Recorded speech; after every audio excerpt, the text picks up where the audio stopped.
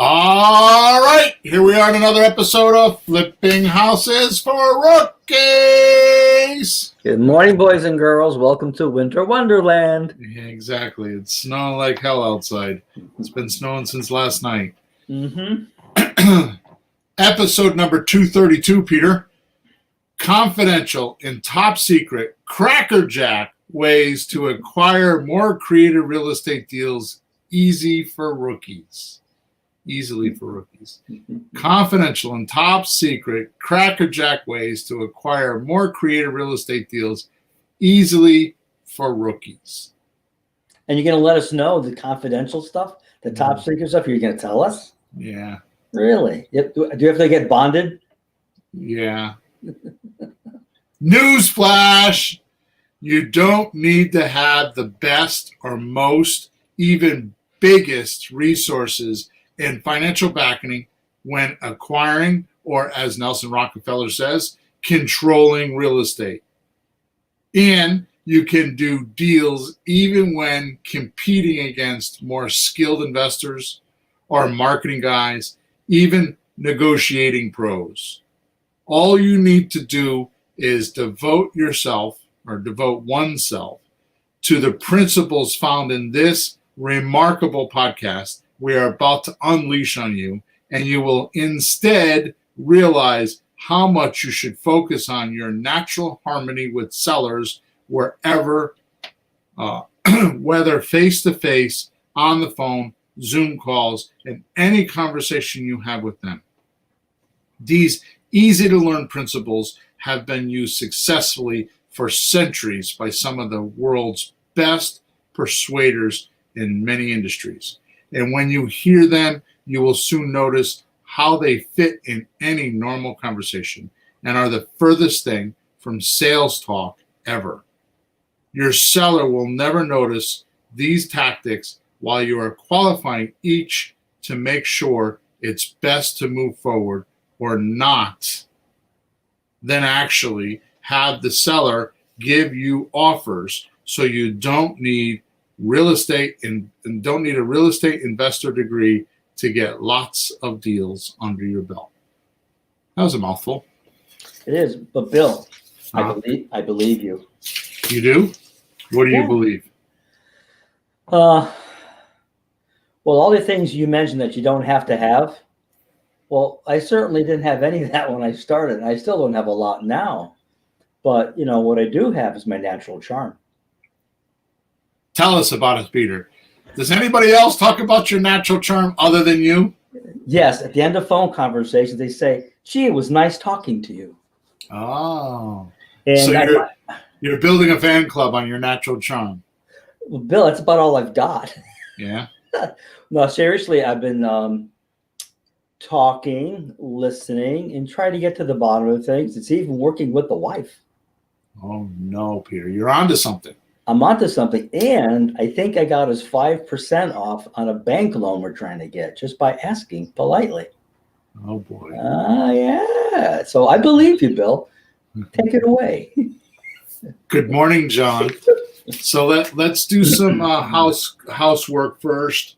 So before we get started, if you go into the chat section or the description section of wherever you're listening to this podcast or watching us live, you will notice there's a link there where there's over 25 documents, videos, scripts, checklists, all kinds of goodies that you can get for free. They're all pertaining to pretty houses and creative real estate deals.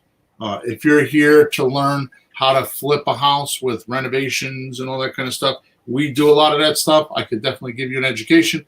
But this podcast is mostly about pretty houses and creative real estate. So, and how to talk to people and how to find them, right? And qualify them. So just go to that link in your description and you'll get a bunch of free stuff. It gets you in, get you anything that you're looking for to get you started. I said get you like 15 times there. Okay, so have to stop doing that word. Anyways, also every Thursday morning, 9:30 Eastern Standard Time, when we're recording this podcast for the platforms, the podcast platforms, we actually do a live stream on Facebook, and as I call in my emails, Flakebook, and it's getting more and more. And also, we do it on YouTube. We live stream on YouTube. I'm not sure after watching the news the last couple of days, Peter, how much longer we're going to be live streaming on Flakebook and on YouTube. Google is getting the big government slap like you would never believe. They've done an investigation, or in the middle of an investigation, to find out what these boys have been doing behind the big old curtains. And it sounds like the Wizard of Oz may get broken up a little bit. The land of Oz is not going to be anymore. So there you go. Wow. Okay. Yeah, we'll see. They said that they're charging the buyers, they're charging the sellers, and they're charging somebody else in the middle. So it's kind of like they can't do that, and they're starting to use the big M word, monopoly. And really? I don't really. I didn't hear that little piece. The money piece. I've heard all the other pieces. Really? Yeah. No, they're getting the big Senate slap. They're going to be. They got too big for their britches and got too greedy, and I guess they just shouldn't have done any election type of opinions, and they probably would have stayed out of trouble, right? They should have stayed biased. Yeah. Well, that's what happens when you got the gun and your finger on the trigger. You think you can say what you want. Yeah, exactly. Yeah. So, anyways, so you can go to Flakebook or Facebook. Just type in Flipping Houses for Rookies. Same thing with YouTube. You can watch us live. When we are live, I have a big screen in front of me, and I can answer any questions or handle any comments you might have. It's a great way for you to kind of get involved with us and ask questions. Other than that, you have to go to flippinghousesforrookies.com. Top right-hand side of the page, there's a support link. I answer all the support tickets myself. Fortunately, I've been able to do that. Some days it's pretty hard with everything I got going on, but I always manage to get the support tickets answered, usually the same day. Often it's within an hour or two, because I check it multiple times a day. So if you have any questions about what we're doing here on the podcast, or you have any questions about real estate, just go to flippinghousesforrookies.com. Top right-hand side is a support ticket. Also, if you scroll down on the page, there's a big link there, or a place where you can put your name and email address next to the pretty girl with the money. That'll get you a free course that's called my Deal Making 101 course. It actually goes over the 7 strategies that we talk about now for 232 podcasts, and you can get that for free. Actually, to be honest with you, Peter, I was doing my meetup last night. Yep. And I actually went into that portal, which I haven't been in there in a little while. And I think I was a little insane when I made that free portal, because I give a lot of shit away in there. So I don't know what the hell I was doing. I'm surprised Emma let me do that. My daughter and my assistant. I'm surprised she let me do that. Well, you're just crazy, Bill. That's all there is to it. Yeah, sometimes I'm not wrapped too tight. So, anyways. I'm sorry, I don't hear that idiom very often. Wrapped too tight. Oh boy. Okay, so let's get going down to business today, Peter, because we need to talk about confidential and top secret Crackerjack ways to acquire more creative real estate deals easily for rookies. Go for it. So first, I'd like to give a big shout out to my buddy that I don't even know, but I email him and I read all his stuff, Mr. Ben Settle. Okay? I have bought, I'm ashamed to say, actually I'm not ashamed to say, I'm proud to say, thousands of dollars worth of books of his recently. Thousands of dollars. Thousands? Thousands. Oh. Each one. I just bought one, was $986. Hey, Oh Pete. my God. Pete. Is that why we're not going out to dinner and smoking cigars lately? Pete. It's my birthday this week, man. Who's gonna buy me that gift but me? Nobody's going to spend $1,000 on me, not even my wife. You're right. I bought you something. It was nowhere near that. Exactly. And you don't even need to do that. I don't want any gifts. I'm self-sufficient. I'm cool, but I appreciate the thought. In any event. Oh, by the way, just so you know, Peter. Yes. Because I don't think you exactly follow everything that we do here. I have made it very, very well known on email, on my on my other Zoom calls, my coaching calls, my deal hunting mastery calls, and last night on the meetup that I bought you an extraordinary Christmas gift. Yeah. And they're trying to tell me I should tell them what it is. They want a sneak preview. And I'm like, no, you dirty bastards will go and tell Pete the rookie, and it won't be a surprise. I'm not telling anybody. Only my wife knows. And even then I had to bond her because she got loose lips. Okay. I'll call her later. So I just want to say that Ben helps me with my writings. Sometimes I pick up things, I pick up sayings and words, and I want to make sure he gets credit for it because he's been an extraordinary influence on my life. He's been an extraordinary help with my copywriting and how I conduct my business. And I don't know if he's for you, but he's at bensettle.com. The name of his business is Email Players. It's emailplayers.com. Go over there and check them out. If you're into copywriting, if you're into selling online, if you're into, writing books and all that kind of stuff, he is just phenomenal. His materials are awesome. And I want to show, I just want to give a big, big thanks to him. Some of the copy that I've used in this podcast and some of the things I've used, I've gotten from him. And I don't want to steal them from him. I want people to know that I did get it from him. So that's my disclaimer from the beginning of the podcast. And here we go. With that said, I would like to qualify who should be listening to this podcast, Peter. And it's a long list. I think it's an A to L list. No, it's an A to N list. A to N. A to N. N like in no can do. Okay, so here we go. A, you must. So this is who should listen to this podcast. All right. Okay. You must believe your words create your wealth in creative, pretty house, real estate transactions. You must believe. What does believe mean, Peter? Well, it means that it makes sense to you. It's not that you just believe it because you say so. People won't believe you no matter who the hell you are if they just don't see it themselves in their heart. They got to see it. Right. So I have my own definition of believe that is not in the dictionary. Mm-hmm. I don't know. I haven't looked, but this is my definition of believe. Well, I make up mine. Go ahead. Believe is you feel so passionate about it that it doesn't matter what the barriers are, you're doing it anyways. That's good. Right? So you're so passionate about it, it doesn't matter what other people say. It doesn't matter when things go wrong. You just have faith it's going to work.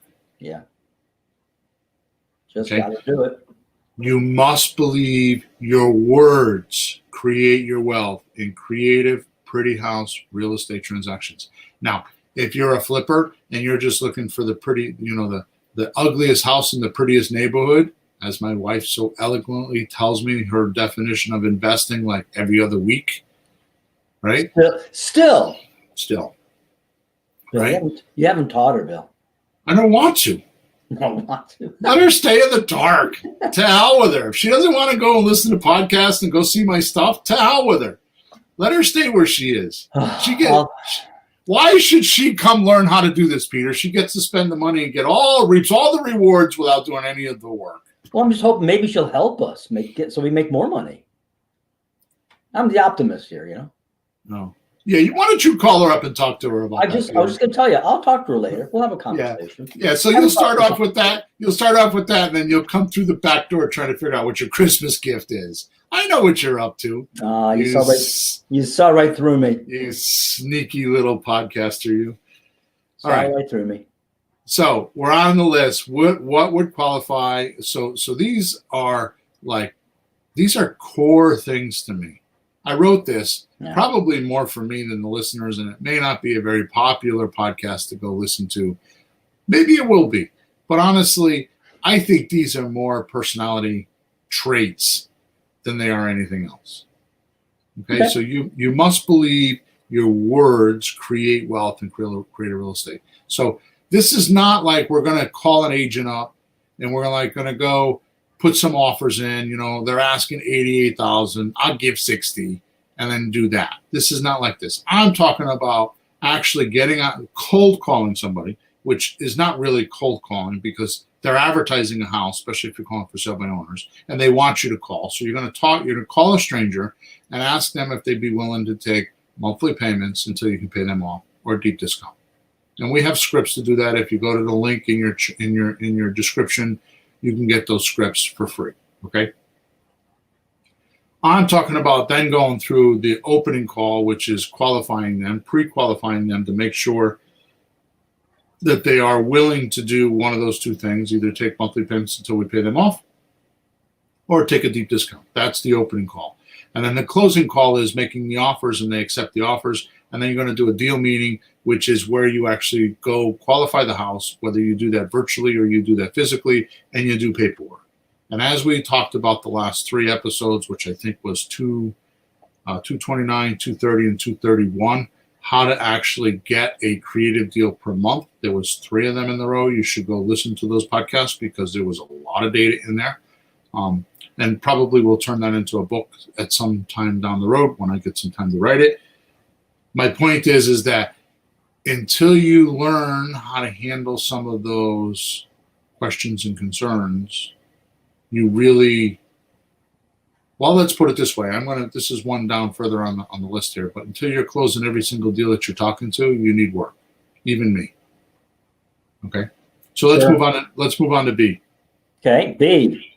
B. You must realize your responses to questions are much more powerful than the question being asked.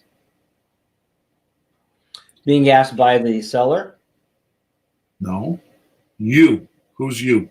Yeah. So when we ask a question, they respond, and then what we do then is what you're talking about.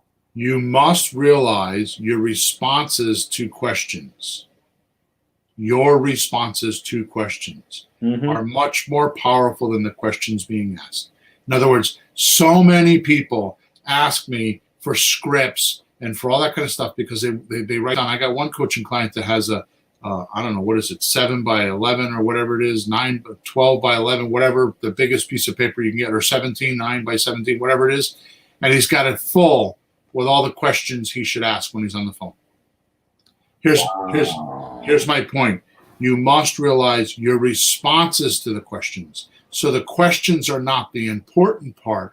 It's the responses that your seller gives you that is more important. Sure, you throw something at somebody, they throw it back. What are you going to do with it? Right. They're going to have a response, and that's where the conversation is going. That's just starting. So I think that makes sense. I want to clarify that because I don't think you have that correct.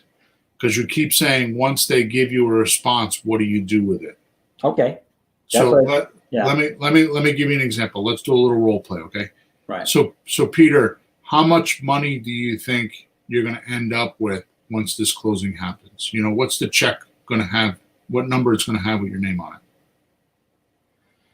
I think I'm going to get somewhere between 35 and 40,000. Okay. And what are you going to do with the money when you get it? Pretty much just hang on to it and maybe just find another way to invest it. Okay. So it's not the way I asked the questions because I did it in my own language, but I found out you're expecting to get $30,000 or $40,000 and you have no plan for it. So how motivated are you? On a scale of 1 to 10, I think you're a 5 or a 6. Yeah, I didn't think I was that high. Yeah, there's no like real urgency, like, oh my God, I need to, or I got to, or I have to. So you must realize your responses to questions are much more powerful than the questions being asked. Okay. So what I did is I figured out by asking the right questions, you wanted $30,000 or $40,000 from the proceeds of this house, and you had no place to put it. But at the very end, you said, I have to go reinvest it. So let's continue that role play for a second, just to show you how powerful this is, okay? Sure. So Peter, what if I told you I could take that $30,000 or $40,000, keep it in your house, and show you how to be really clever with that investment and get a good rate of return? Would you be interested? Wait a minute. The money stays in the house and it's still an investment and I still make money? Yeah. So basically what I'm saying is I'd like to be able to make payments on this house. Okay. Mm-hmm. And I'd like to be able to take all the landlord obligations away from you and just give you checks every month with a good rate of return. Oh. So now you don't have to pay capital gains. You don't have to worry about tax ramifications. You can keep all the money in this asset already. Just turn it into a risk-free, landlord-free investment. Would that interest you? Yeah, I'm intrigued. Yeah, we should talk more. Okay. So see, that was not scripted. You're not going to find that in one of my scripts. It's just because I asked the question and it elicited a response that was worthy of me turning my presentation or slanting my presentation towards what you said. So you must believe your responses to questions are much more powerful than the questions being asked. So too many of my newbies, too many rookies are worried about what questions to ask. If you're in communication with the person and you're actually empathizing with them, you're in their shoes. In other words, if you were sitting at a table and you were in one chair and I was in another chair and the table was between the two of us, that means I mentally get up, walk around the table, and I actually sit in the chair with you and go through this journey together. So I'm going to think like you, like, okay, how much money am I expecting to get, and what am I going to do with it when I'm done, and what would I do if I was in your shoes? Right. And so when you realize the responses to your questions are much more important than the questions, you can loosen up a little bit with memorizing all these questions and giving them verbatim. Now, there are some questions that should be done verbatim, which I'm going to go over in a little while, right? But for the most part, you could be a lot looser than what most real estate rookies think they need to be. All I'm trying to point out here in a short story turned long, okay, is the responses are more important.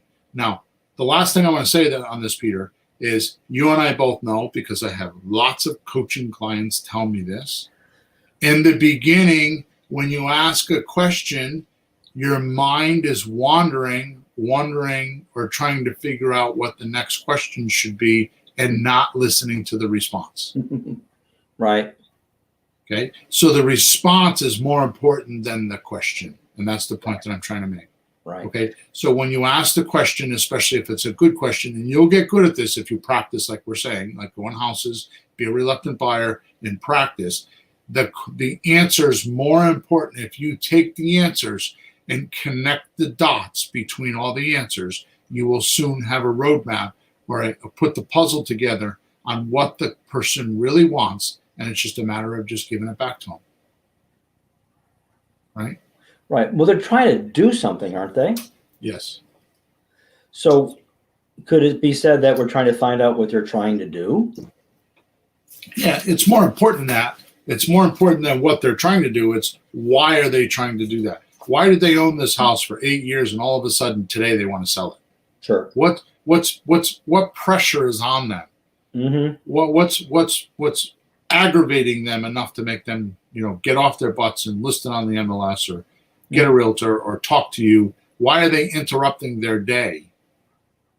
Yeah, it's a big thing. It's not like, hey, what do you want to do tomorrow? Hey, you want to sell the house? Sure. Right. It's a big thing. There's something really much to push them. You're right. Right. All right. So C, we're going to move on. We got that one?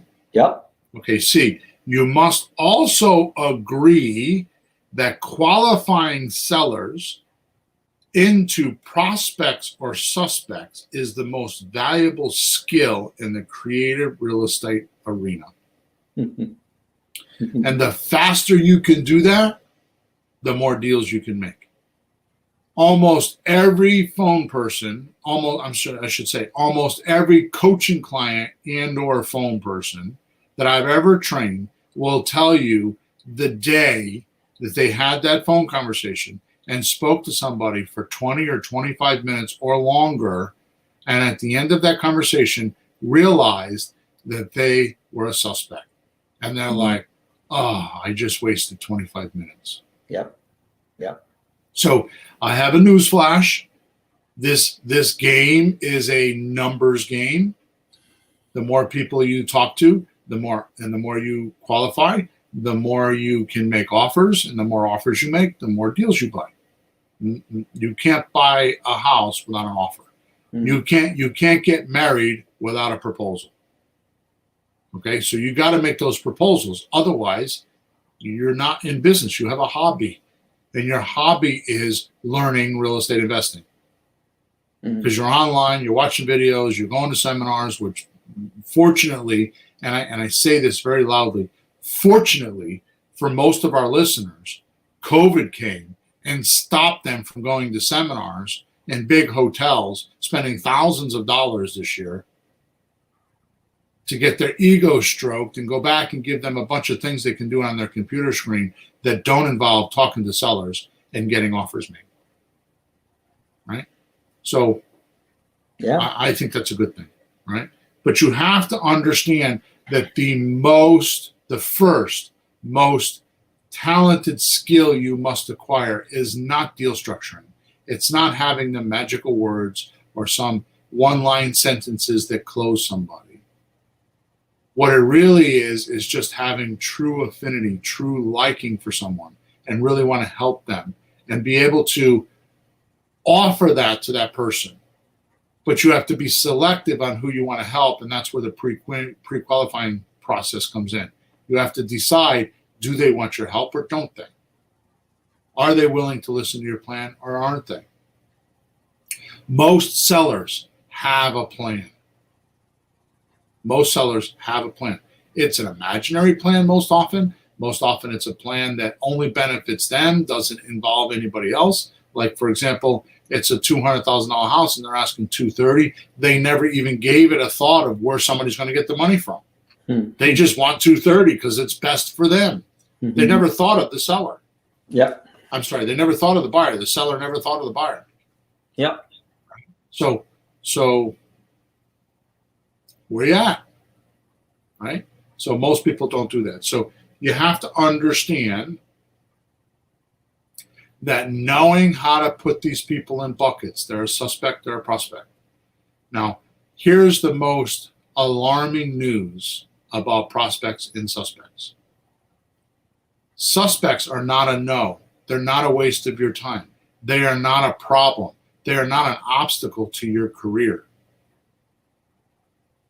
What you need to do with suspects is put them in a follow-up system. The more automated you can do that, the better off you could be, because some of those suspects, with time or during time, will turn into prospects. Like the famous story I talk about at the meetup all the time is the time I was in some guy's house in Meriden, Connecticut, and he was like laughing at me that I would even propose these offers to him, which was just, rent to own type of thing.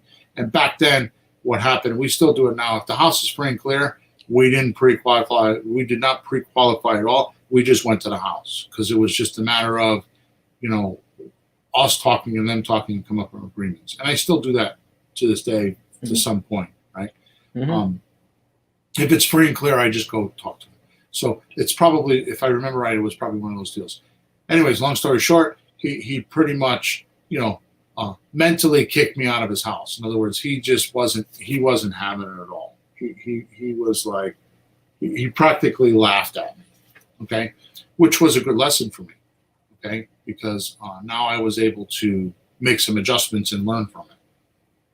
I don't know, 4 or 5 weeks later, I'm at my gas station because my real estate office was in my gas station, and I'm there working, and my phone is blowing up. It's like on a Friday or a Monday, or I don't remember what day it was. My phone is blowing up, and it's this dude that I had forgotten about. And he came home, I guess it was Friday night. It must have been Saturday. He came home Friday night, and he found his wife in bed with his best friend. So now all of a sudden, my proposals were not stupid. He was like, I'm out of here. That, bitch, he was calling her, is done. So he wanted to sell the house. He wanted out. He was pissed. Time changes everything. That's an extreme case, but it's a good example of how time changes everything. Mm-hmm. And you'll never see that coming. And you think, never mind, this guy, the way he's thinking, never would do it. But something like that totally changes his view. Everything goes, nope, opposite. Correct. The reason why I bring this story up is this is the part of the story I haven't told, because this was some years ago. It was early in my career. I mean, I don't know, 10, 12, 15. I don't remember how many years ago. It was a long time ago. Mm. It woke me up like loudly. I didn't buy the house because the guy was just a lunatic. It woke me up to how important follow-up was, because if he was calling me and that happened to him, how many people did I talk to? Because I was doing 12 or 15 appointments a week back then. How many people am I talking to that this happened, that they didn't call me, couldn't find my number, or didn't remember me? Yeah, that guy, he had a yellow card, right? Yeah, the guy. Which one? I don't know. Yeah. Sure. Right. So what ended up happening was we meaning me and my team at the time started figuring out. Now you have to realize back then it's not like it is now. Now it's simple Simon. Right. I mean, I'll just let a cat out of the bag here. I use for my coaching stuff, I use a company called Pipeline Pro, right? Pipeline Pro. Dwayne is saying contracts. Let's get to the meat, Bill. So let's go. I don't know why he's talking about contracts. We're not going to talk about contracts today.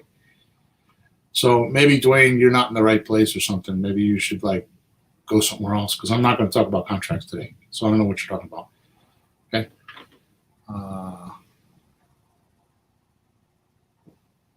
I don't know what he's talking about. Cut the phone off, Bill. You just got in on the rookie Pete for that. I'm not sure what he's saying. Anyways, so here's the point, which I lost my train of thought. So we're just going to move on. What was I talking about? You're talking about Pipeline.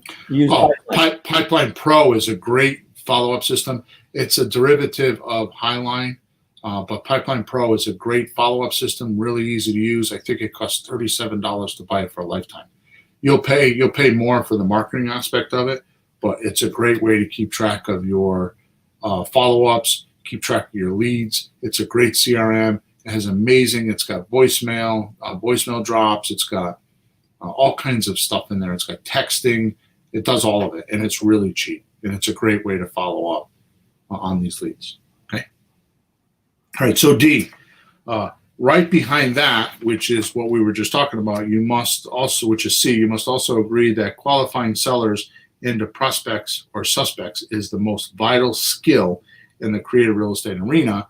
Right behind that, which is D, is getting true motivation quickly is the glue that keeps every deal together.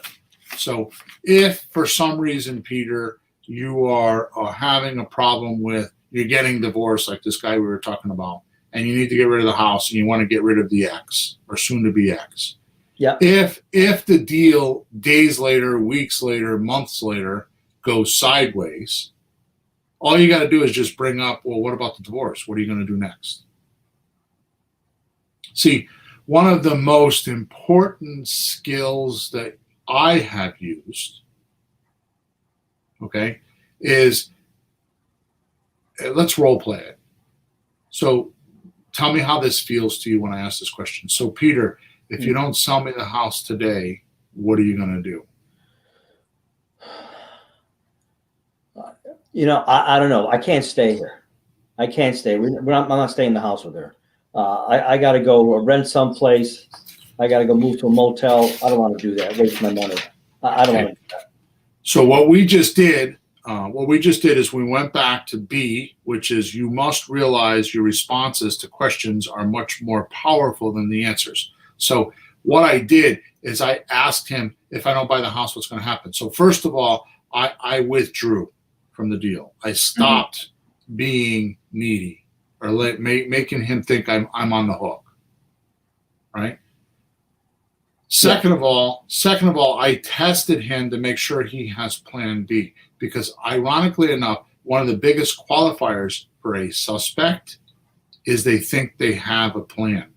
And you're plan B. They're just calling you to test you to see if your program is more beneficial than the one they've already gotten. Or they think they have. Right.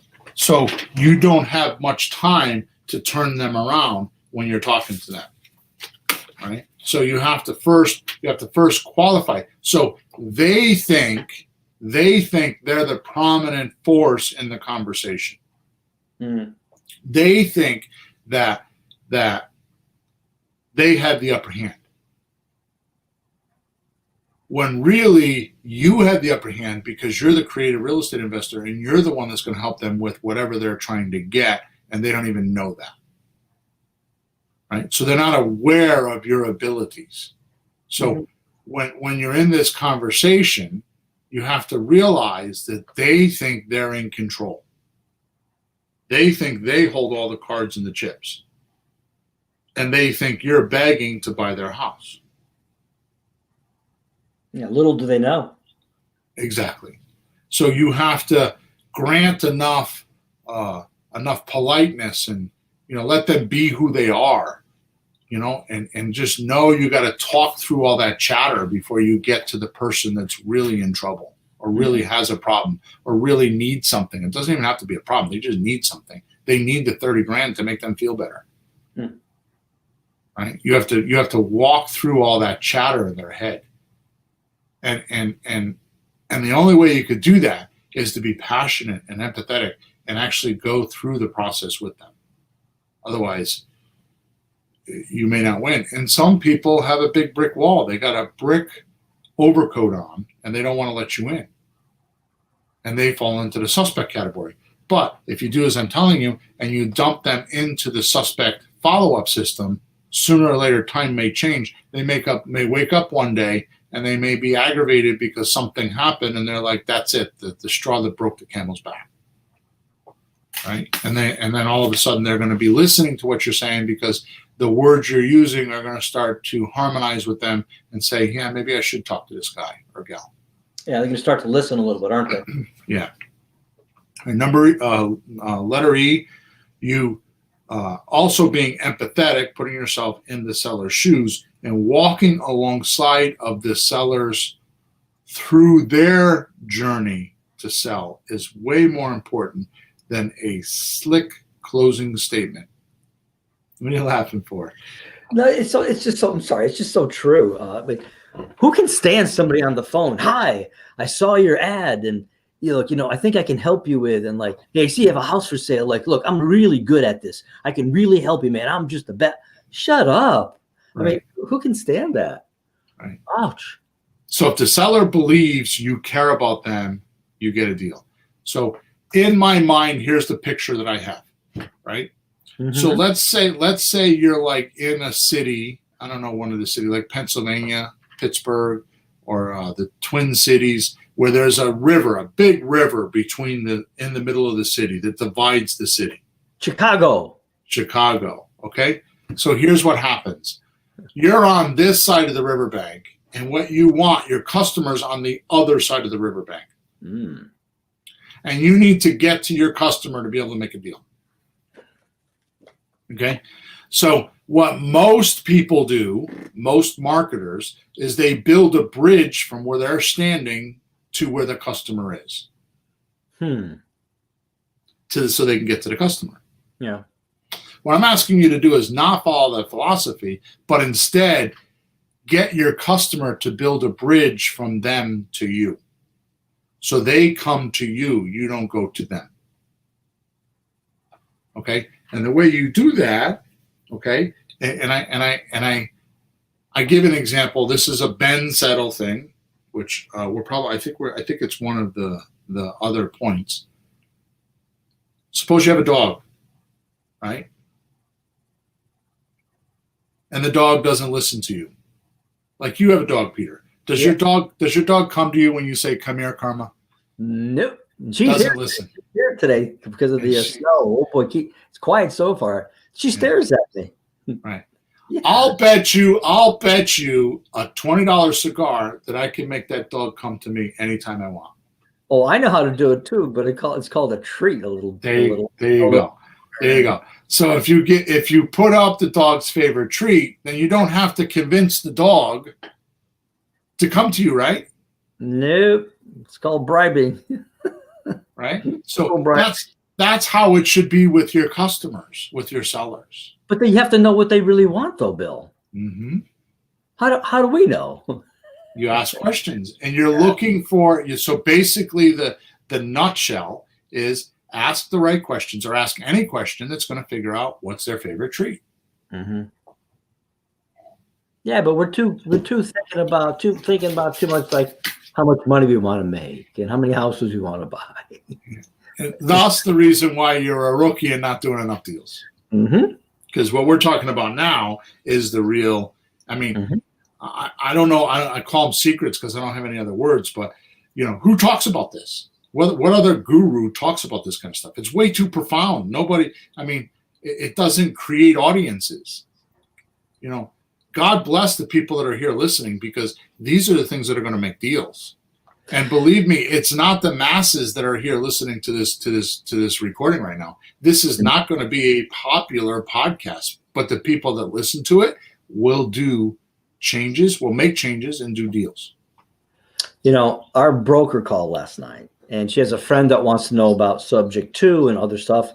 So I gave her the data, to tell her friend how to find it. And I told you just a few things like, you're kidding me. How much you guys would do what? Why aren't you guys like busier? Because we're not like the other places that every week selling $1,000 product and a $500 product and a $1,200 product to make money. It isn't that way here. So it's not sexy and flashy. The real answer, Peter, is priority. My priority is my real estate deals first, and then I teach as a hobby. A lot of gurus are the other way around. Their teaching is their mm-hmm. first foot, and their deals are second. Right. But I'm still making this point, though. Like you said, this might not be very popular today. And we've tracked it. Like some of the podcasts that you give the data that really buys houses, right? People don't listen a lot. Right. And that's why things go wrong in this world. You don't realize what's really important. Right. Well, you don't know what you don't know. Yeah, you don't realize the importance of what you don't know. So, yeah. But right, it works. So let's move on. Mm-hmm. So F, deals are built and done in belief and confidence. So it's kind of like a cocoon. When you're in there, you feel safe and you believe that you're gonna turn into a butterfly, and you're safe and you're nice and sheltered and you feel good, right? Psychological research has established that expectations profoundly influence outcomes. I'll read that again because that's a powerful statement, Peter. Deals are built and done in belief and confidence. Psychological research has established that expectations profoundly influence outcomes. I think I know what you mean. Are you going to give us some examples too? So having confidence, I'll give you a classic example. How do I know you're going to make my payments? They have to have confidence in you that you're going to make their payments. Yeah, that part makes sense. I'm thinking that the last part of what you said, I haven't heard you talk maybe much about that. Like expectations, whatever you said, help get you to the outcomes. So psychological research has established that expectations profoundly, what does profoundly mean? A lot. Deeply, right? Yeah. Deeply influence outcomes. That part. So setting the seller's expectations so that they feel confident about them is huge. Yeah. So think of this. If your rookie is in a house talking to somebody and they don't have confidence in themselves that they could pull off this deal, how are they going to portray that and have the seller have good expectations that this deal is going to fly? Yeah, it's not going to work that well. This reminds me of when you talk about painting a picture for somebody. Yeah. Right. So you give it expectations like this will happen, you'll make this much money, it'll be easy, you get to move on. The guy's seeing all this and he's going, oh, yeah, that's what I really want. So that'll help propel it to actually happen. Right. Right. Because you're painting that picture so we can see it. And it's not a dollar sign. No. It's you can move in 2 weeks. The payments will come in. You'll have extra money, whatever. We'll clean the house out. We'll clean the house out. You just take what you want because they're overwhelmed with their mom's stuff for 45 years in the house. Yep. Right. They don't want to look at it. You won't have to look at the blah, blah, blah. Right. Because it makes you upset to look at your poor mom's stuff. So basically, in a weird sentence, basically you're going to confront what they don't want to confront. Oh, that's good. Right.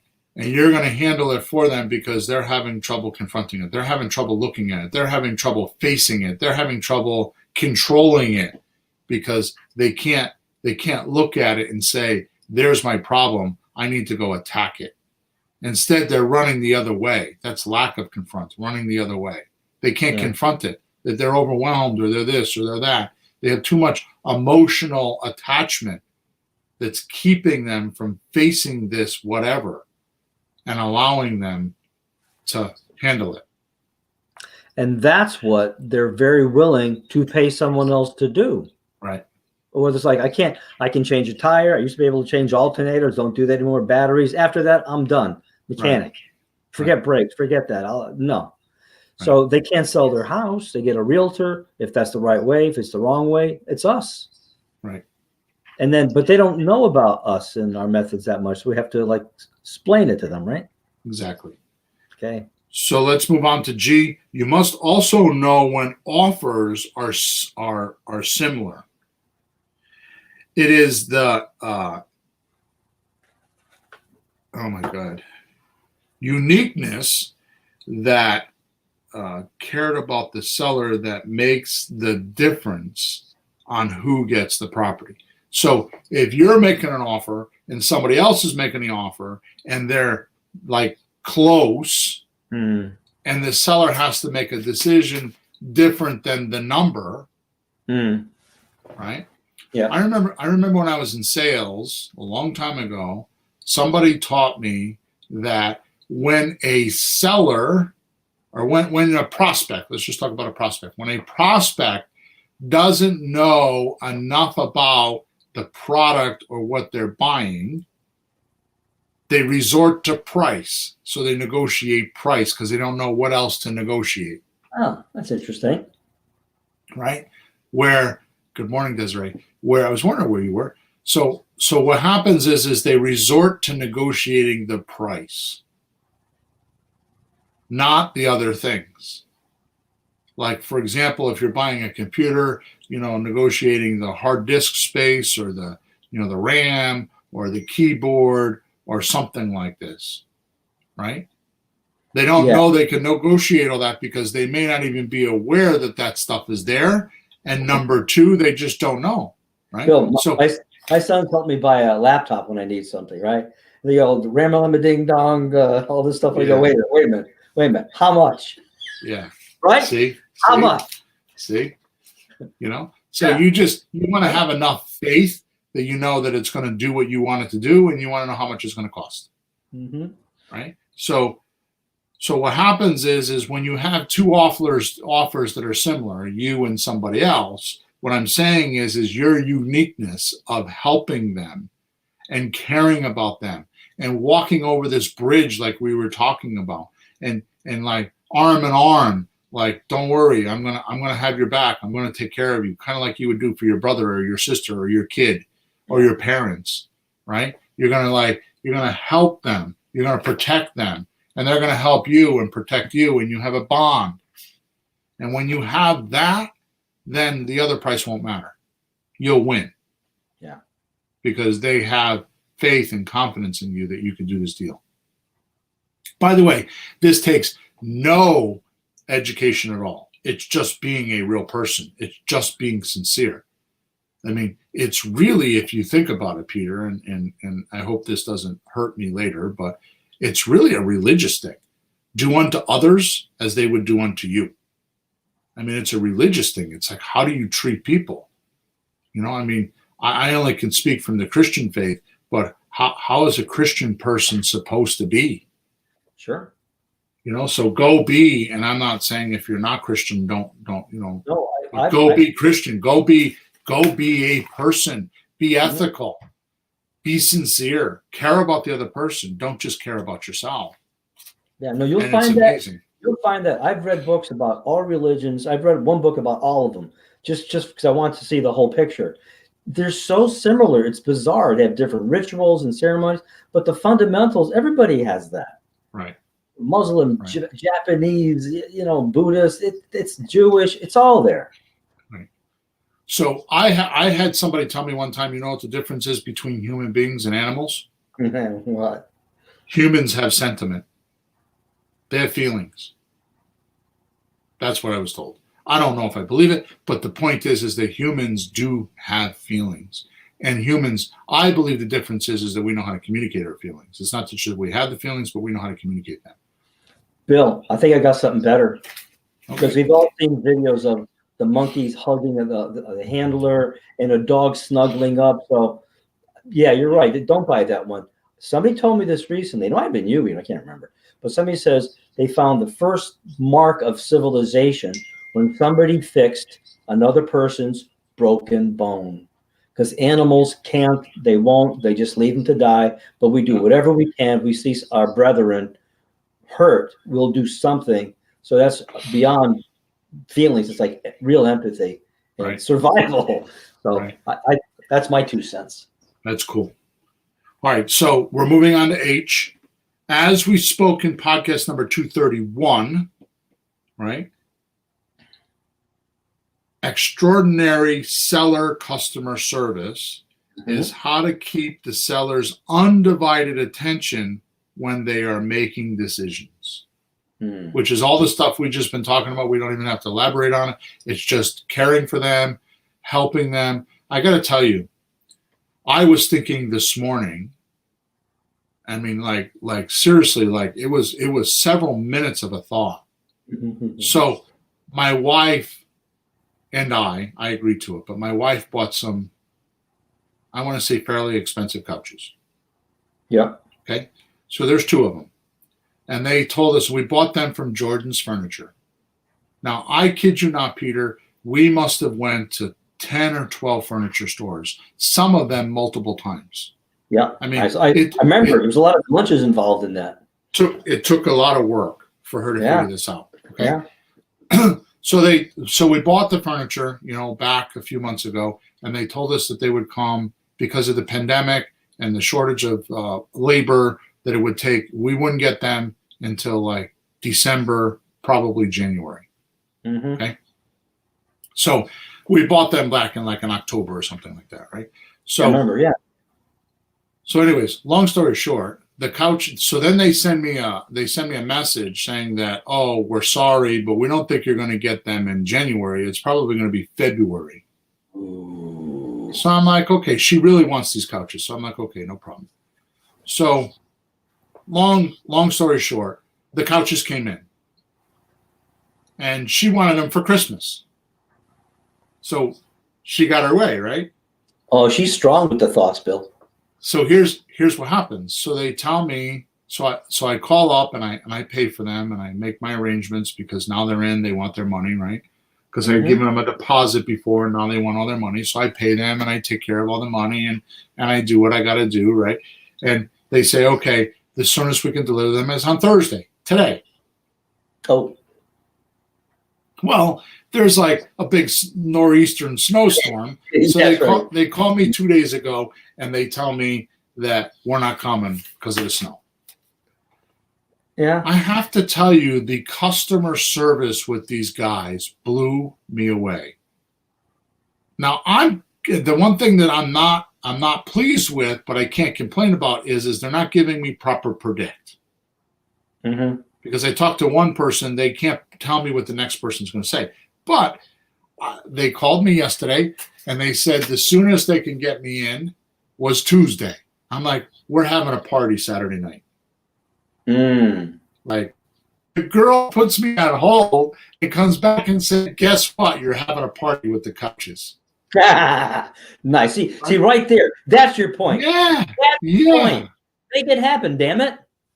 And so she said, but I don't know what's going to happen because Thursday is going to snow and we're supposed to call you 2 days before to let you know when it's going to come. So probably call you Wednesday night. I was laying in bed this morning thinking, well, Jordan's Furniture didn't call last night. Thank God, because I was on the meetup and I wouldn't answer the phone anyways, but they didn't leave a message, right? Mm-hmm. I wake up this morning, I go in the shower, I get showered, I come back out and I get dressed and I hear my phone go ding.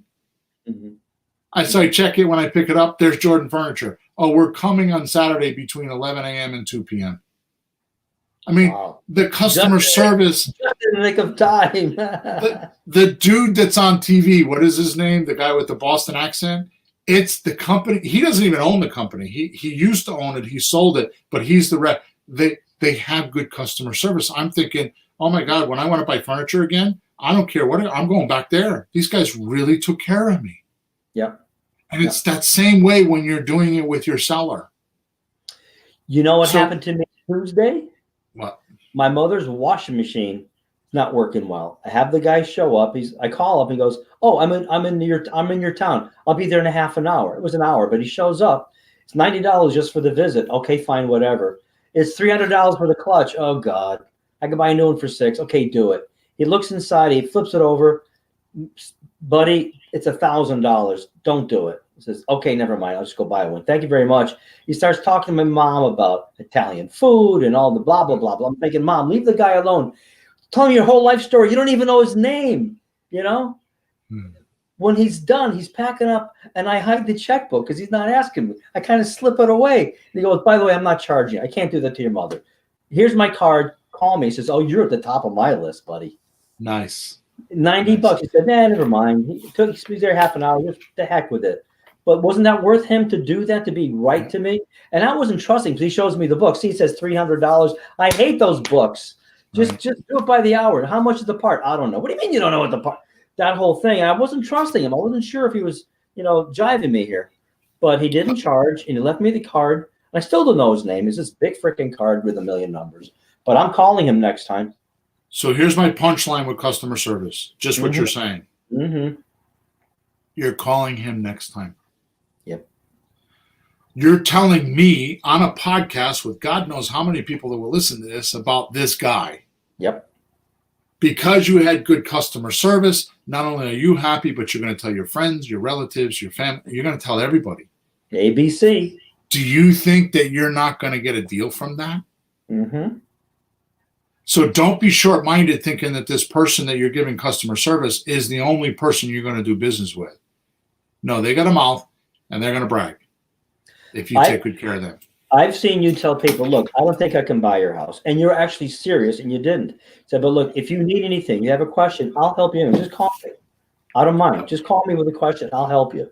I don't care if I buy the house or not. Please call me. Let me know. If I know how to answer you, I will. And you mean it, and you do it. You've done it for me years ago. I see you do it. It's just a damn right attitude to have toward people. Okay, good. So we're moving on to I.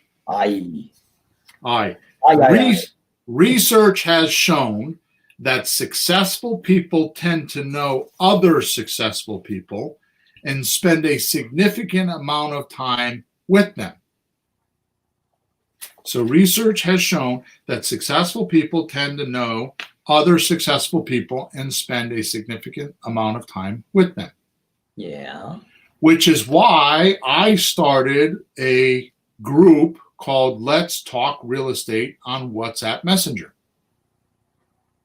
So if you go to flippinghousesforrookies.com/group chat, you can get into that group for nothing.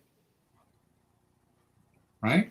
So research has shown that successful people tend to know other successful people and spend a significant amount of time with them. So I set it up so we had this group so we can spend time with one another. I don't go in. I mean, I go in there and post that the meetup is going to happen, but I'm not in there trying to sell anybody. It's mostly them talking to one another, passing leads and doing stuff, and helping one another, and the let's talk real estate chat. So if it's not me, go find another group. I don't care, but get those type of people around you, not the type of people that don't believe that real estate works. Stop fighting the wave. Mm-hmm. Get a surfboard and ride it. Okay? Good one, Bill. Jay,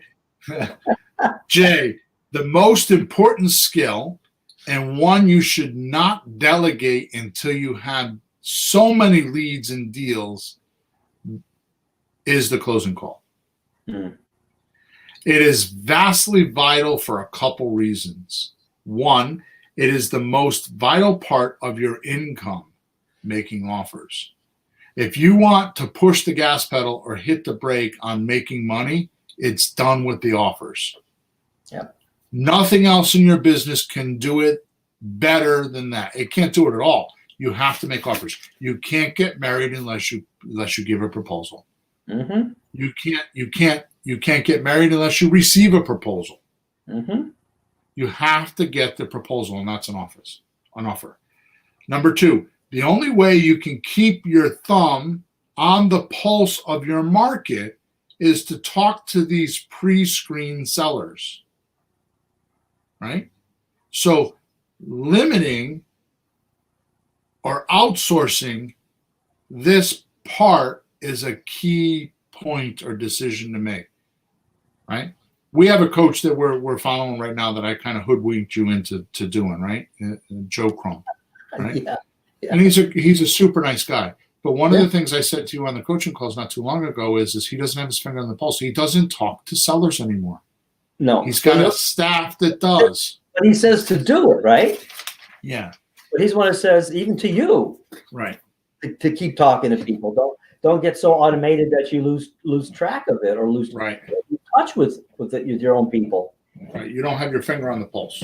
Yeah. Right. So even I struggle with that because I have VAs and stuff like that, and I'm practicing when I'm preaching. I've been on the phone with sellers, and I think what makes me different than most people that teach this, and I could be wrong because I'm not out there buying shit like these guys are, but what makes me different is I still do it. I do it every single day. I'll be on the phone this afternoon for 2 hours. Yeah. And in my coaching group, they know this because two things happen with my coaching group that no other coaching group ever does. And I don't usually talk about this because I don't know. I just don't talk about it. Number one, my coaching guys on Monday night on a group call, we got 12, 15 guys on the call and girls. Somebody will give me the name of a lead, and while on the coaching call, because it's a conference call, I make everybody mute their phone, and I actually will call a seller for one of my coaching guys and actually have a conversation with the seller on the coaching call and try to make the deal. How many coaches do that? Even better, and I'm not trying to brag here. I'm not trying to put myself on a pedestal here. No, but I'm just saying I practice what I preach. Or what I do in my coaching group is I'll do a call, and once a week or sometimes twice a week, I record all my calls. I'll upload the recording so my coaching guys can listen to me talking to people and learn from it. Yeah. In my coaching portal. Right? Yep. Desiree says, my friends don't understand. I tell them about this and they still want to retire at 50 and put 20% for their house. Desiree. Mm-hmm. So what I'm trying to say is the only way you can keep your thumb on the pulse of the market is to constantly talk on these closing calls. Now, I don't just talk to anybody. I don't do the opening calls. I make sure that they're pre-screened. So I have my VAs and my managers or whoever's handling things, my admin VA and my call-in VA, the people go through some hoops before they get to me. Now that's okay, because then I'm just talking to the most likely people that are willing to do what? take payments until we can pay them off, or take a deep discount. Yep. Right? Moving on to K. The ultimate test of a creative real estate investor is the day when you can realize objections or obstacles are really the part of the presentation you missed and the seller didn't understand, which means when you know how and can easily remove those complications, your seller will be glad to sell the house to you. Often, I will bring up common objections or concerns before the seller does. This is true confidence. So I get a lot of questions on, like, how do you build confidence? How do you get confidence, Bill?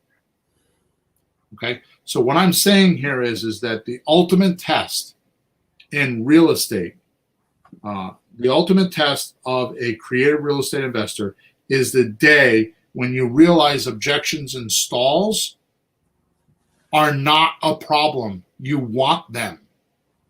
You're looking for them. They're your roadmap. They tell you what you've missed with the customer. They're telling you where their concerns are. It's like they're allowing you to read their mind. So basically, when they bring up an objection, like something like, well, I want to get all my money right now. Okay? What they're doing is they're telling you, I want to do a deal with you. Can you figure out how to give me all the money right now? Yeah. They're a prospect. They're real. The question is, are you willing to do what they're asking? Mm-hmm. So we don't really have suspects because everybody wants to sell their house. What makes them a suspect is our program. Are they willing to take monthly payments until we pay them off, or take a deep discount? That's what makes them prospects, right? So when you're talking to somebody, okay, you need to make sure that you understand that the obstacles and the objections, which so many try to avoid and run away from, are not a bad thing. They're a good thing. You should invite them and figure out how to handle them, or figure out how to help the person with those things. Because they're pretty much saying to you, as I'm repeating myself, is I want to do this deal. Just help me handle this one or two things, and we'll do a deal. Sure. Now, after a while, when you start doing a lot of presentations, you're going to recognize that there's common objections and obstacles and problems that people think are in the deal. So when you get really good, which is not far down the road, you can start bringing those objections or those obstacles up before the customer even talks about them. Okay? So being able to answer these questions, naturally, you don't even have to have the right answer, because like you so much bring up, you could say to somebody, I don't have the answer for that. Let me go figure that out and I'll get back to you. That's an answer. Yeah. They'll believe you more if you do that than just making some crap up, Right? So knowing how to do that and when to do that, and being sincere, and being able to bring up the obstacles before the customer brings them up, that's confidence. That's how you build confidence, is you do those things. So it's not the deal structuring like everybody thinks. It's not the math. It's not any of that. It's knowing how to talk to someone for real. Like talk to somebody without having the sales pitch. Just being a real person and wanting to help. Yeah. Okay. All right. Let's move on to L. You good with that one? Yeah. Okay, good. L. The most important time spent in your business is speaking to sellers on a closing call, making offers, all while answering seller questions and honing in these skills that we were just talking about. So how do you get confidence? How do you get these skills? Just get on the phone and just talk to people. Go on houses, just talk to people. A few weeks ago, I was talking about just practicing, right? In fact, I have a name for it that I came up with the other day, and I'm going to start calling. Let me get it out of my notes here. It's called pressure swap technique. pressure swap technique, Okay. or I'm going to call it anti-pressure crackdown.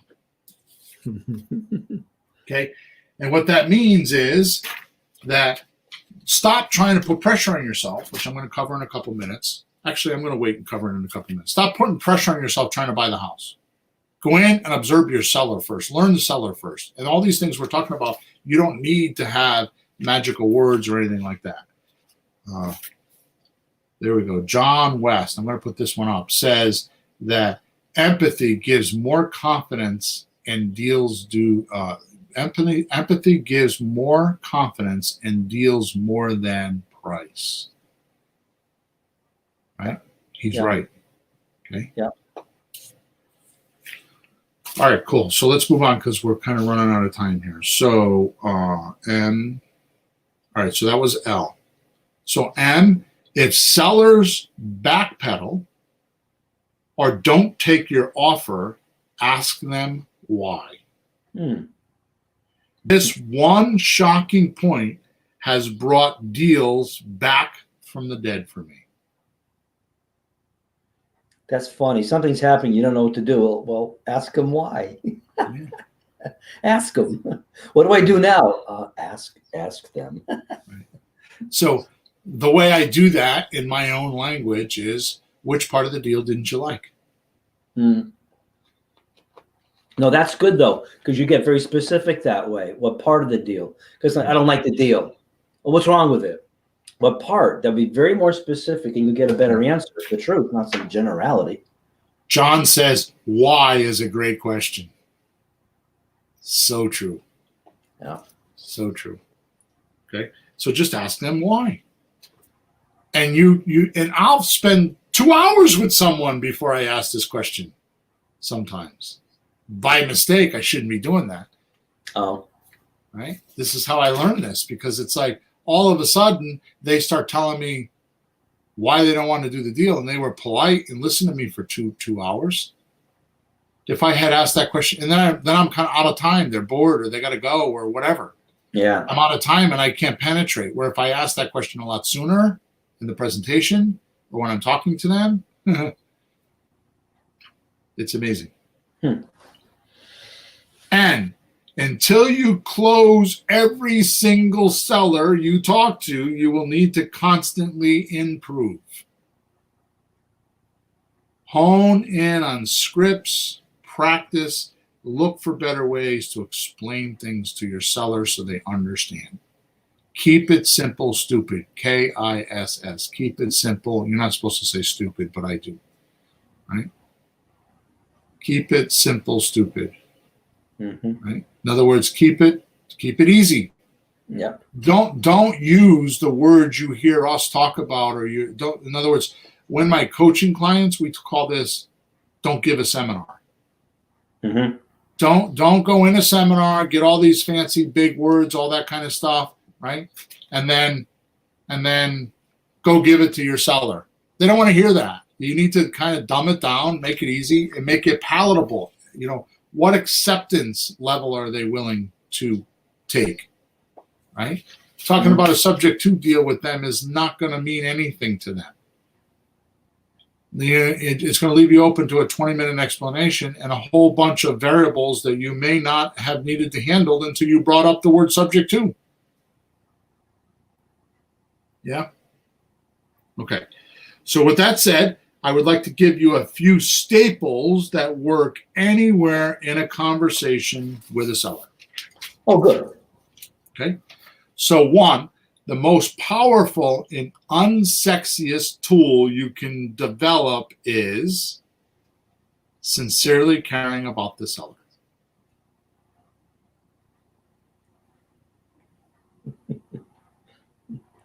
Bill, that's just terrible. Being sincere and caring, that's terrible. The most powerful and unsexiest tool you can deliver is. And by the way, thank you, Ben, for that language, because I got that from him. Okay. So, Mr. Settle, you're an amazing writer. Yeah. Okay. This is not a bromance either. He just taught me a lot. Right? The most powerful and unsexiest tool you can deliver is sincerely caring about the seller.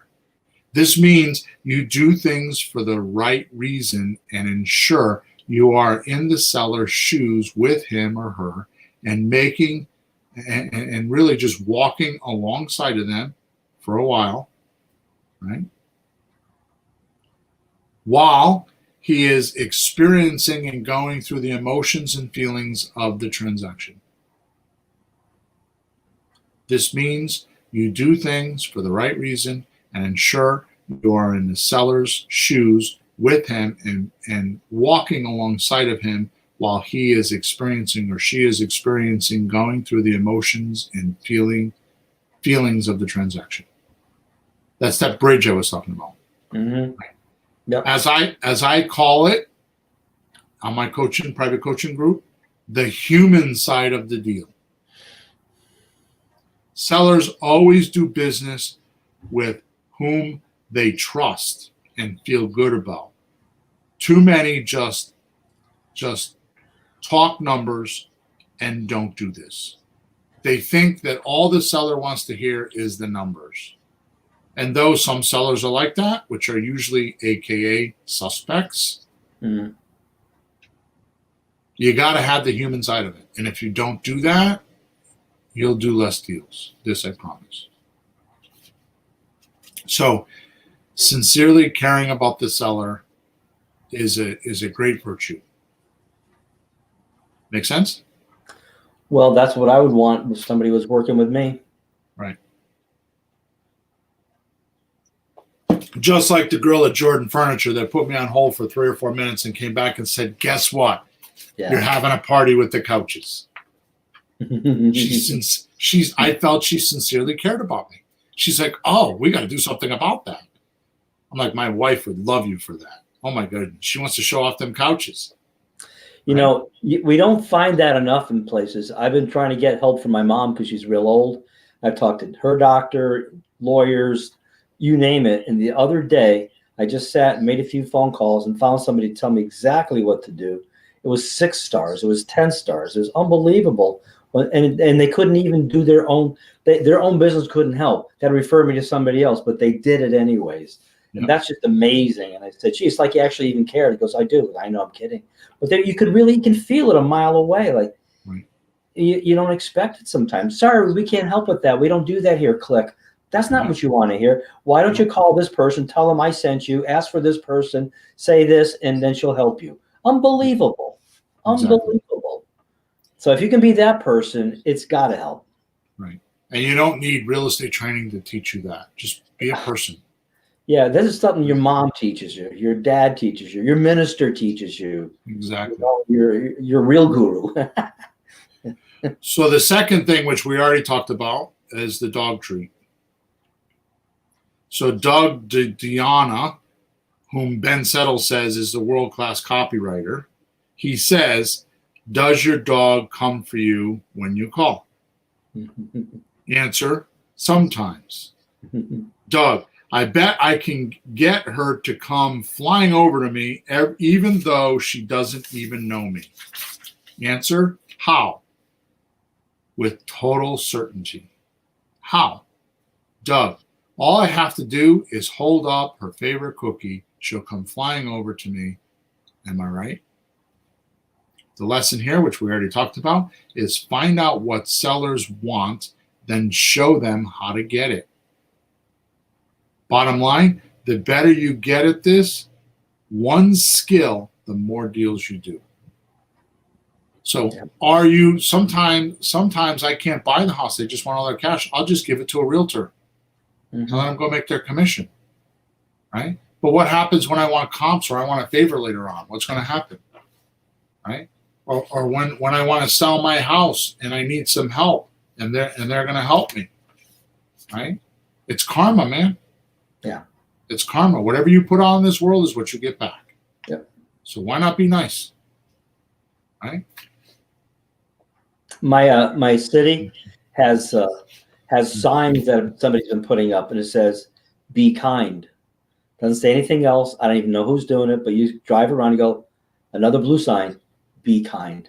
Nice. They're all over my town. Desiree says, find out which cookie deal they're drool over. That's right.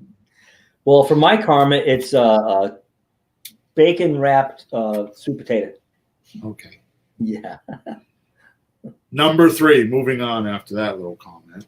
Yeah. Which brings me to number 3. The best debates in the highest courts always, all of them always, are solved with questions. The best debates in the world are resolved or handled with questions, or are won. That's better what I should say. They are won with questions. He who asks the right questions gets the correct answer and they win. And like I said earlier, it's not the questions that measure your real estate investor IQ. It's not the questions that gives you a high IQ, but instead the answers you get. Questions like, and you know these, Peter, and these are staples. These are staples in your career. Questions like, what would have to happen for me to buy or rent your house today? Any point of the conversation you could ask that. If you feel lost, just ask that question. And you would think that we're giving this away, Peter. You think we're giving the store away by doing this part of the deal. But here's the thing.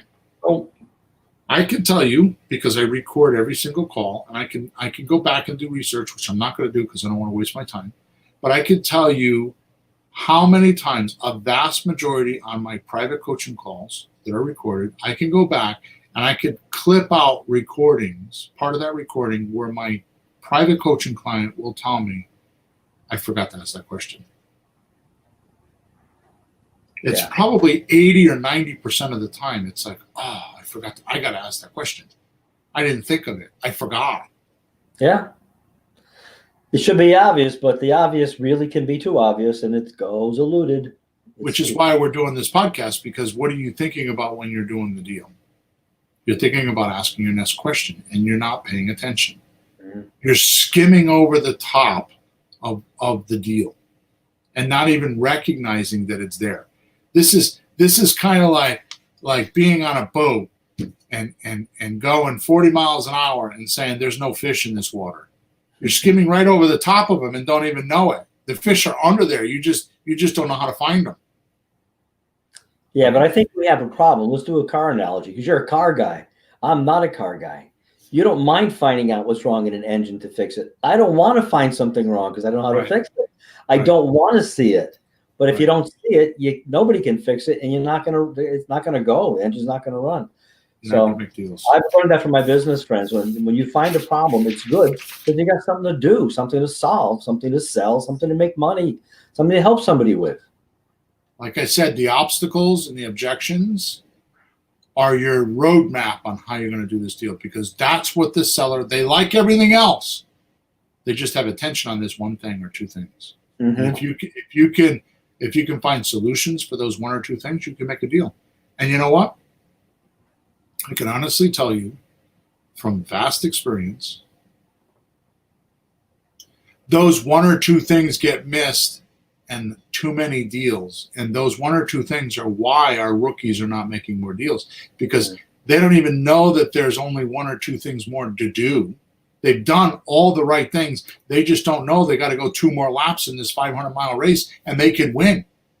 They just don't know that. They don't know. They don't recognize these obstacles as obstacles that can help them. Instead, they're too busy trying to come up with the magic one-liners or the special words that will flip the customer over and say, I'll do it. They'll roll over and play dead and say, okay, I'll do it. Yeah. When really what the customer is saying when they're coming up with these obstacles and these questions are, I'll do it if you solve these problems. And here are my 2 problems, or here are my 3 problems, or here's how I feel, or here's what I'm worried about. Right? Let me give you an example. Seller says, how do I know that the renter is not going to damage my property? How do you handle that? Well, actually, we take a substantial amount of down payment money. We don't just let them go in there for 1 month. We do background checks. We make sure that there's not criminals in there. We make sure that there's not people that are angry and put holes in the walls. and we do background checks. Once we do that, we put them in the house, and we take a substantial amount of that deposit money and put it in a reserve account. So if they do damage it, we have money to fix it. So God forbid you ever get this house back, it's in better shape usually than when you gave it to us. And that handles them. Sure. Mm-hmm. Worst case scenario, if it doesn't handle them, what you tell them is how about if I give you that money? So now instead of taking a $10,000 deposit, you give them $5,000 to protect them, and you take $5,000. So you give it to them as a deposit, as security. Mm-hmm. Right? So you think to yourself, why would you give up $5,000? Because if you don't have a deal anyway. So it's better to get $5,000 than to get nothing. Sure. Right? Yeah, and we're talking these are short activities. These aren't like a 4-month renovation. This is a short few hours here and there. So 5,000 is still a great reward. Yep. Better than zero. So I want to go back to the questions. What would have to happen for me to buy or rent your house today? Which I've talked about that question for years. Here's another one that I don't talk about enough, and I'm trying to talk about it more. Ready? Yeah. This question is unbelievable. It's better than the question I just talked about. What do you want me to do?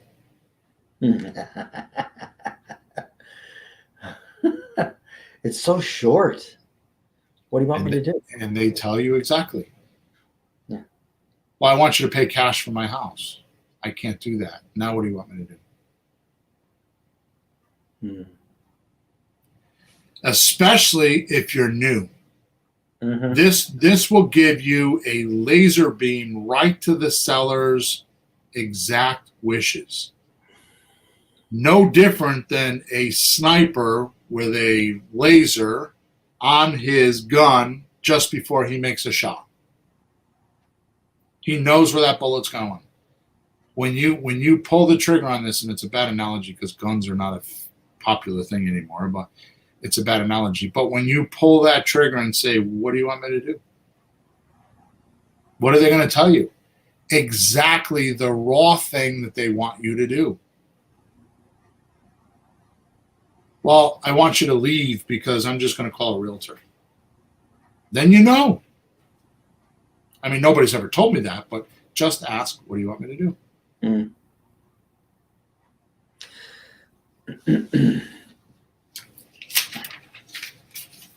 That's good. Yeah. 4, I talk about offer goggles in my emails. If you read my emails, you see me every once in a while talk about offer goggles, right? From time to time. Here's a way to understand this. Create a vision, which we were talking about before. Create a vision for the seller based on their answers to the questions we spoke of, even if you don't know how to do it yet. So you're setting expectations, putting goggles on your seller, and giving them a visual image of how it could be when they do business with you. You don't have to clean the house out. Just take what you want and I'll do the rest. That's a visual picture. We can close in a week if you want to.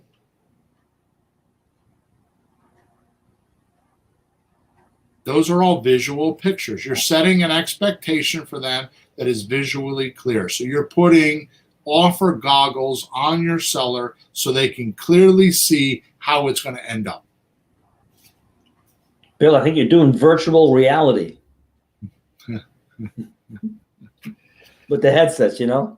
Yep. I know exactly what you're talking about. Mm-hmm. Which, by the way, I have this crazy idea, which I don't have time to talk about, but I actually have this crazy idea that I could invent a game for one of those virtual things, you know, you put the goggles on, where you actually go in a house and talk to a seller. Well, yeah, in one of those virtual things. So it's like you're walking around the house, looking at the house, and you're talking to the seller for real. But it would be a virtual game. I would love to figure out somebody that can help me develop that. It'd probably be expensive as shit, but it would be pretty popular. Right? Crazy, man. Number 5, which drops at the front door of most rookies out there. Stop trying to get tons of training so you can close sellers in one phone call or one visit. So here's what happens, and this is new because it took me a while to observe this because it's so obvious I couldn't see it. Our rookies that are listening, or our rookies that follow my stuff, are trying to train themselves up so they can do everything on the first visit. They want to have all the answers for all the questions, for all the things that could happen on the visit. Little do they know, every visit has different personalities and different questions, and you never stop learning. I remember when I first went into business, one of my partners really straightened me out. It was a big help because I used to think, I got to solve all these problems and someday it's going to run and I'm going to have no problems and it's just going to be automated and it's just going to spit me out checks and I'm going to be happy without any problems. And he's like, no, your job as an owner is to find out what the problems are every week and solve those problems. That's your job as an owner, is to figure out those problems. And if that's all you're doing is just handling those problems, you got a nice, easy job because you can get your staff to do everything. Right? So find out what the problems are and solve those. And that's the same thing we're talking about here, is why are you trying to figure out how to do everything in one visit? When you get that relief in your mind that I don't need to know everything and try to do this in one visit, and you do this instead, here's what you do. You do a discovery phone call that leads to a discovery visit. Call that, or in other words, call that or bring it together, all that information that will get the seller to pull the trigger. So this is like being a high-powered attorney in a litigation and not having a private investigator out there trying to figure out how to handle this case. You need to be a private eye. You need to go in and do your discovery stage. You need to figure out what to do, right? So now you're in the house. You went on the phone with them. Maybe the opening call, maybe not. Maybe a VA did that, but you were definitely on the closing call. And you're going to go visit the person in the house or do a virtual visit, right? And here you're going to do a discovery stage and you're going to get all the answers. You're going to go get all the questions.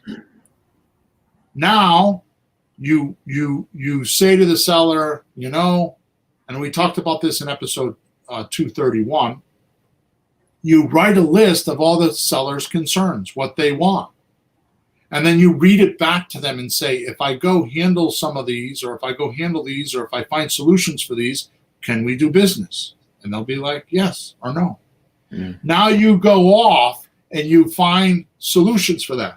Send me a support ticket, ask me questions, or go watch a video, or go on YouTube, or however you get your information, go find specific answers for those concerns.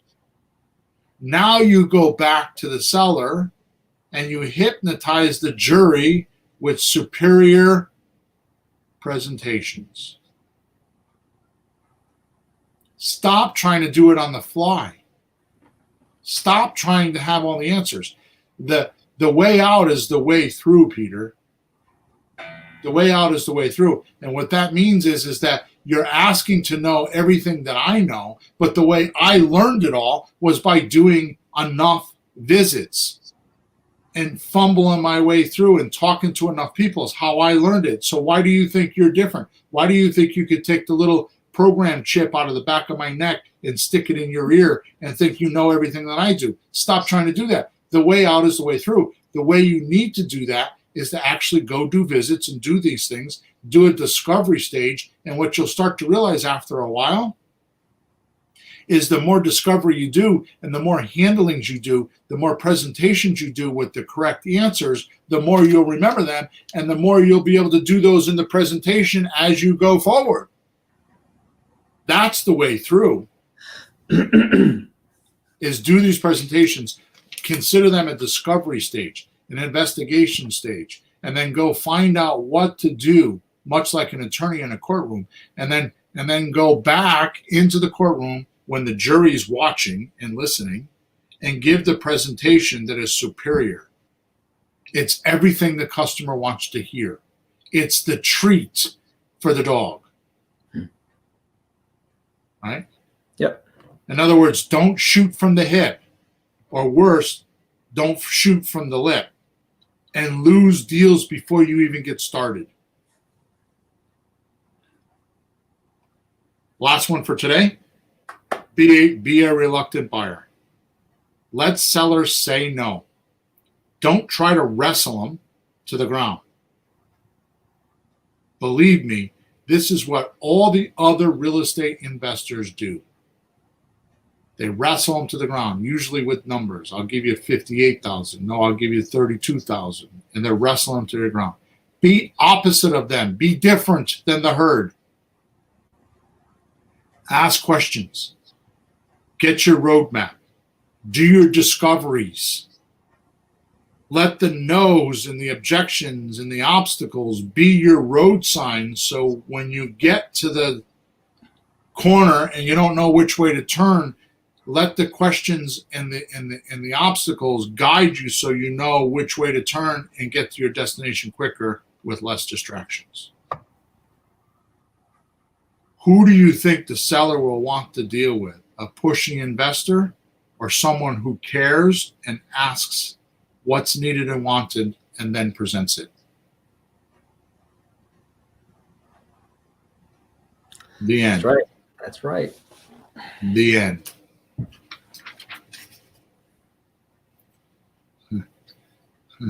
These guys crack me up. John says, I've been practicing on my dogs and anyone who comes near me. All right, Peter, we're going to get out of here because we're 6 minutes longer than I want to be. Don't forget to go into the description of wherever you are listening to me or us, either on YouTube, Facebook, or even in the description of where you found this podcast. There's a link there that has 25 plus free scripts, checklists, videos, explanations, all kinds of stuff. There's lots of good stuff there that we've been giving away, and I get a lot of feedback from that. If you have any questions, go to flippinghousesforrookies.com, top right-hand side corner, hit support. I will answer your questions. Especially let me know if you've done a deal or you think you're going to deal.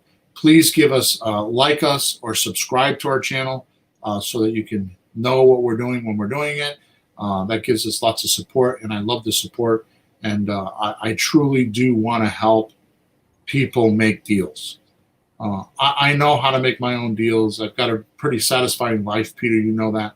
I pretty much name my own time and my own ticket. Although I work a lot, I don't have to. For example, one of the guys from my 6th degree marketing group was asking me where I've been, and I'm like, I pretty much took the month of December off. I mean, I'm still working. I'm still doing things, but I'm doing what I want to do. I'm not doing what other people tell me I have to do, right? So make it so that you could do that as well, because real estate could deliver that. And the things that we talk about may seem difficult, but honestly, it's not as hard as everybody makes it sound. Just go out there and just start to talk to people, okay? So there you go. I'm not sure that we're going to do a podcast next week because it's Christmas Eve morning, but we'll see what happens. I'm going to talk to you about that as soon as we get done here. So if we don't do the podcast, everybody have a very Merry Christmas. And that's all I can say. Happy New Year, all that good stuff. Okay? Happy holidays, happy Hanukkah, whatever it is that you're going through. Just go have fun with your family and be around people and just enjoy your life. Okay? Yep. Over and out. Thank you for being here, and thanks for the support.